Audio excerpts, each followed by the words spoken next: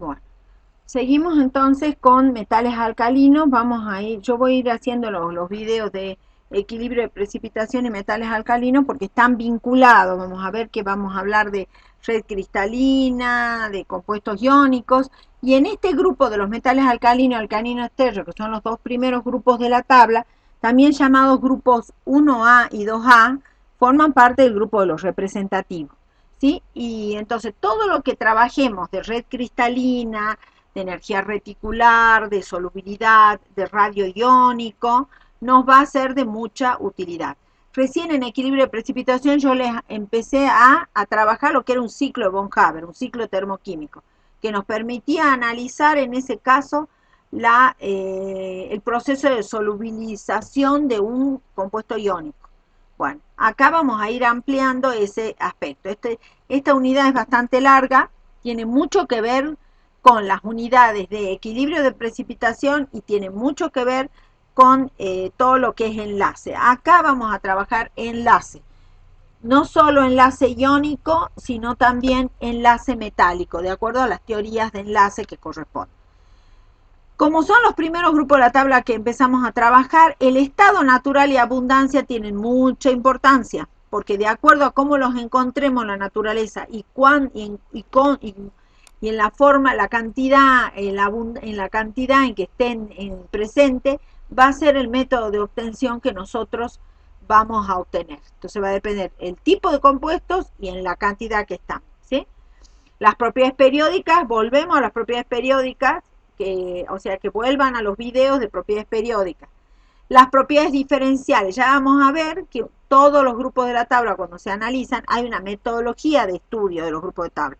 Generalmente se trabajan, son las columnas de la tabla periódica y siempre va a haber un elemento diferencial, el elemento diferencial, el análisis del elemento diferencial y la variación de las propiedades periódicas va a ser la forma de estudiarlo. Por supuesto, vamos a trabajar propiedades químicas, son cómo se comportan químicamente, qué tipo de compuesto puedo esperar. En este caso, de este grupo, la mayoría son compuestos iónicos, la gran mayoría. La diferencialidad de los elementos los primeros elementos del grupo va a tener que ver con eso, ¿no? Bien, la unión iónica, la formación de un haluro iónico y el planteo del ciclo de Von Haber. Ahora volvemos al ciclo de Von Haber, pero para la formación de un compuesto iónico.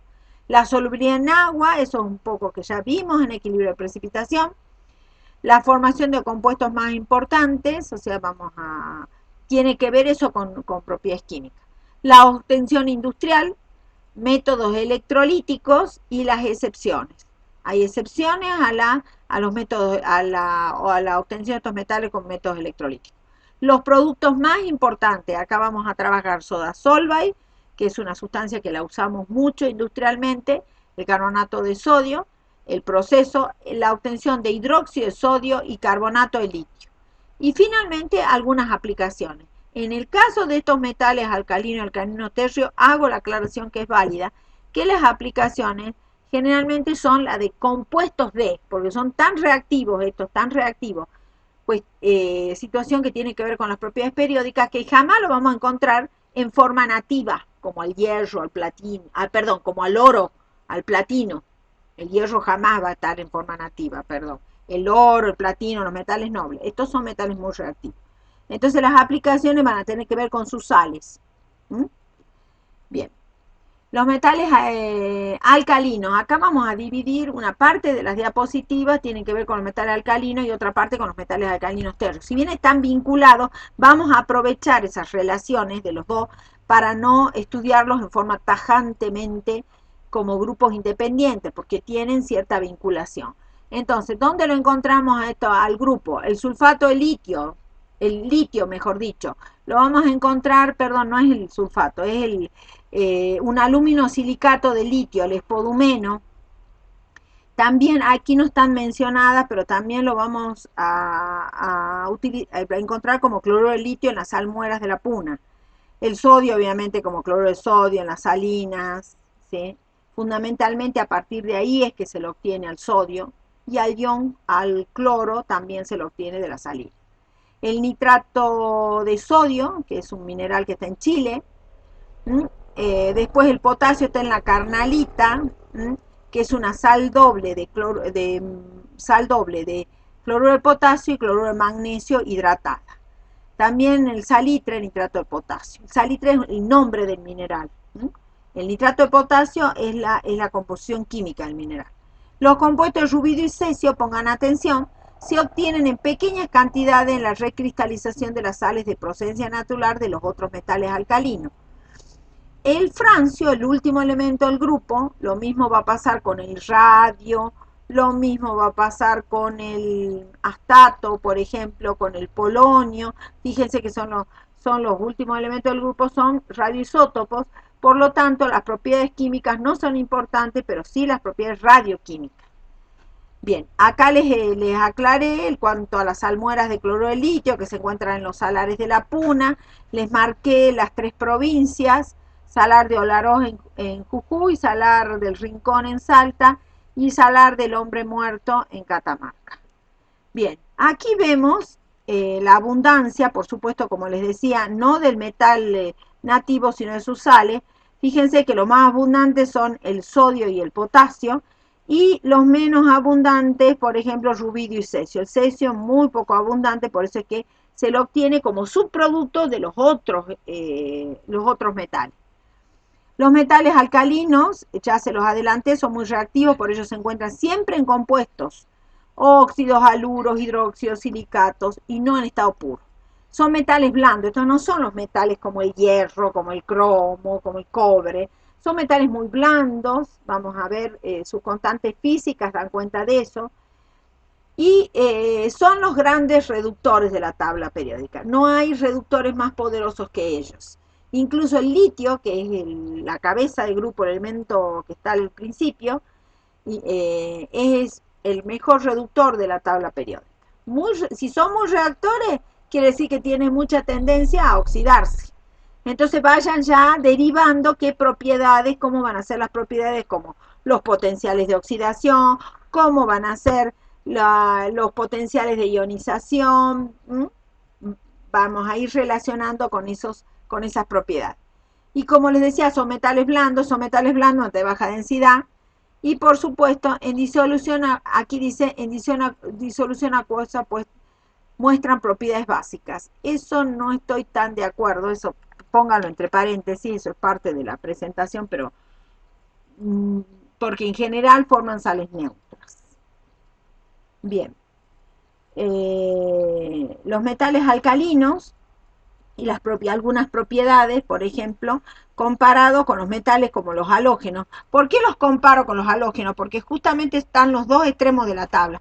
Los alcalinos como metales netos, estos son metales, o sea, tienen predominantemente propiedades metálicas, y los halógenos, que están en el otro extremo, propiedades no metálicas, ¿no?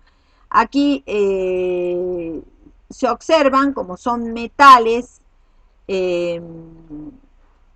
Fíjense aquí, aquí están los puntos de fusión y ebullición.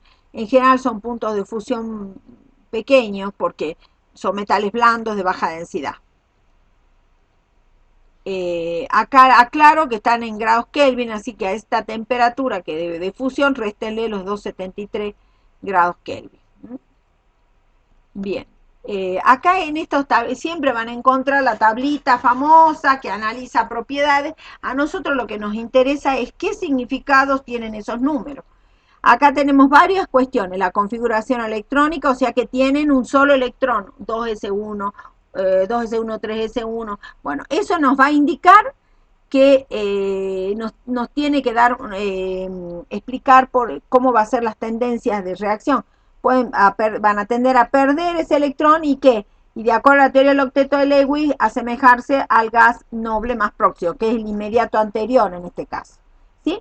La energía de ionización, fíjense los valores, está en kilojoule por mol. Las energías de ionización, estos equivalen más o menos entre 3 y 4 electronvoltios. Acuérdense, para comparar, ¿no?, el potencial de ionización del átomo de hidrógeno era como de 13 voltios. O sea, en kilojoule por mol, hagan la conversión, va a ser mucho más alta en el átomo de hidrógeno. En esto va a ser mucho más pequeña. Por eso es que en este grupo no podía entrar el hidrógeno, porque sus potenciales de ionización son en general muy pequeñas. Eso hace que tengan tendencia a formar un compuesto iónico. Si implica menor energía extraer ese electrón, van a tener más tendencia a formar iones, en este caso cationes con una sola carga eléctrica. Entonces, esta pequeña, comparada por ejemplo con el átomo de hidrógeno, comparada con los potenciales de ionización de un no metano, están indicando que va a tener tendencia a formar un compuesto iónico y a formar un catión. Los radios iónicos, fíjense, acá están los radios iónicos del ion con una sola carga positiva. El radio atómico, ¿sí? Radio iónico y radio atómico van a crecer a medida que bajamos por el grupo, porque lógico, van aumentando el tamaño del átomo porque van aumentando los niveles electrónicos, ¿sí? Va aumentando, entonces aumenta el radio. El punto de fusión van a ser bastante, aquí se lo puse en grados centígrados, muy pequeñito. Fíjense el caso del punto de fusión del cesio, qué pequeño que es, casi cercano a la temperatura ambiente, el cesio, ¿sí? Tiene un punto de fusión muy bajo y incluso el litio, que tiene un punto de fusión más alto, no es tan alto como si fuera, por ejemplo, el hierro, 1500 grados tiene punto de fusión el hierro. Si son metales blandos de baja densidad, eso va a tener que ver mucho cómo los voy a obtener. Voy a relacionar el punto de fusión como cómo los obtengo.